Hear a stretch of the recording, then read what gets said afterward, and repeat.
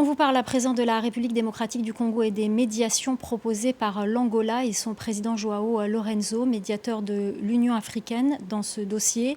Il a reçu à Luanda le président rwandais Paul Kagame et selon les autorités angolaises, une rencontre entre Paul Kagame et Félix Tshisekedi pourrait avoir lieu prochainement. Une avancée diplomatique alors que sur le terrain, les affrontements se sont intensifiés ces dernières semaines. Les précisions à Kinshasa d'Aurélie Bazaraki-Bangoula.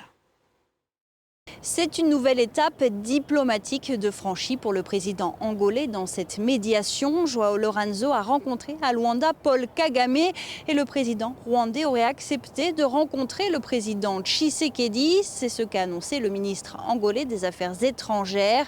Il avait aussi annoncé le 27 février que Félix Tshisekedi aurait donné lui aussi son accord de principe pour rencontrer son homologue rwandais. La présidence congolaise annonce cependant avoir fixé deux conditions: le retrait des troupes rwandaises du territoire congolais et le cantonnement des rebelles du M23. Alors aucune date de rencontre n'a pour le moment été fixée, d'autant que la présidence rwandaise n'a pas confirmé un tel engagement, mais affirme sur son compte X que les chefs d'État se sont mis d'accord sur les mesures clés à prendre pour s'attaquer aux causes profondes du conflit. Maintenant, reste à savoir si cette avancée dans la médiation angolaise fera la différence sur le terrain. Le M23 continue de progresser dans les territoires de Massissi et de Rutshuru.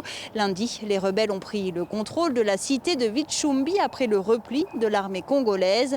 Les Nations Unies estiment que 2,5 millions de personnes ont fui les combats uniquement dans la province du Nord Kivu et qu'elles s'entassent dans des camps en périphérie de Goma dans des conditions inhumaines.